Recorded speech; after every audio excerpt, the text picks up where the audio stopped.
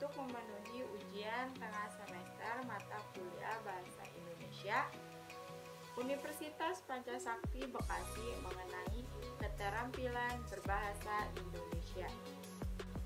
Keterampilan berbahasa Indonesia adalah terampil menggunakan bahasa Indonesia dengan cara berkomunikasi baik secara lisan maupun tulisan.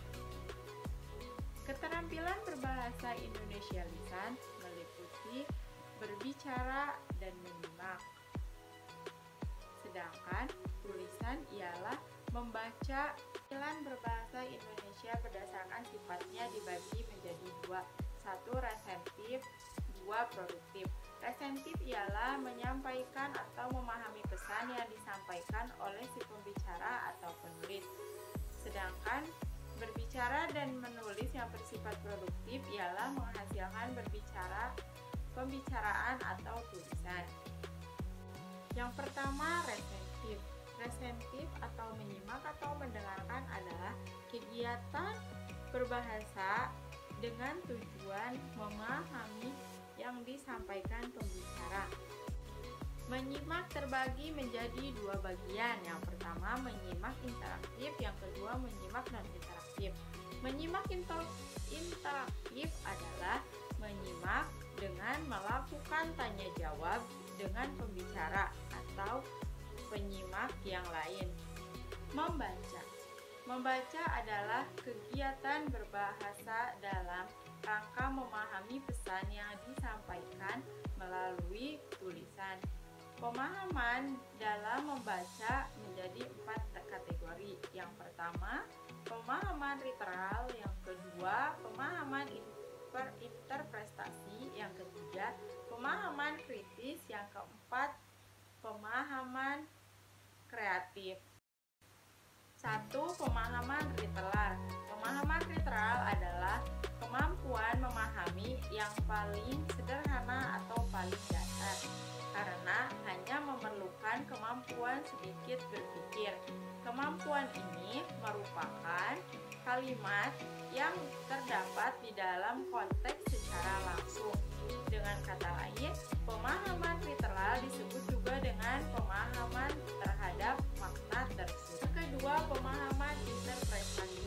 Pemahaman interpretasi adalah keterampilan berpikir yang lebih tinggi. Pembaca yang memiliki pemahaman interpretasi yaitu bisa mengidentifikasi gagasan, identifikasi motif-motif, dan menentukan hubungan antar bagian teks, mengidentifikasi kesimpulan, dan membuat perbandingan. Ketiga, pemahaman kritis. Pemahaman kritis adalah keterampilan membaca yang dimiliki oleh pembaca tidak hanya mampu memaknai bacaan secara lisan dan menginterpretasikannya. Pembaca pada kategori ini juga harus mampu menilai apa yang dibacanya. Yang keempat adalah pemahaman kreatif. Pemahaman kreatif adalah pemahaman untuk mendapatkan nilai tambah dari pengetahuan yang terdapat di dalam bacaan. Kemampuan untuk menciptakan sesuatu yang benar-benar baru atau menciptakan sesuatu yang baru dari hasil penggabungan dari beberapa sesuatu yang ada. Berikut ini adalah contoh dari keterampilan bahasa Indonesia. Pandemi di Indonesia kini kian turun. Berawal dari tahun 2020 hampir memakan 50.000 juta jiwa, dan sekarang akhir 2021 kini menurun hingga 20.000 juta jiwa korban. Indonesia yang terpapar sangatlah banyak, yang menyebabkan berkurangnya salah satunya tidak lepas dari peraturan-peraturan pemerintah yang diterapkan oleh masyarakat. Salah satunya menggunakan masker. Sebaliknya, kenapa pandemi corona bisa meningkat pada saat itu?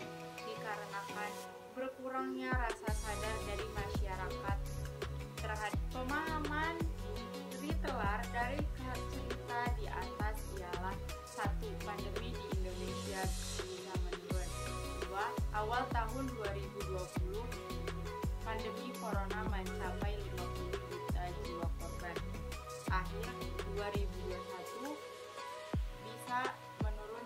20.000 juta jiwa korban. Pemahaman interpretasi dari kalimat tersebut adalah korban yang terpapar awal tahun 2020 adalah 50 juta jiwa dan pada akhir 2021 berkurang hingga 20.000 juta jiwa. Pemahaman kritis di dalam kalimat tersebut adalah memang benar jika mengikuti peraturan pemerintah seperti memakai masker, pasti korban yang terkena akan sedikit. Tetapi sebaliknya, jika masyarakat ini tidak mengikuti anjuran pemerintah, makin sini makin banyak pula korban yang akan terpapar.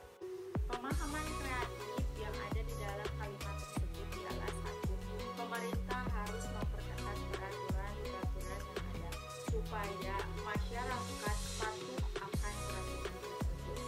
Dan yang kedua, bisa menjelaskan tentang bahayanya pandemi corona bagi masyarakat. Demikianlah materi yang bisa saya sampaikan tentang keterampilan bahasa Indonesia. Semoga bisa bermanfaat untuk kita semua. Mohon maaf apabila ada kekurangan dan terima kasih atas perhatiannya. Wassalamualaikum warahmatullahi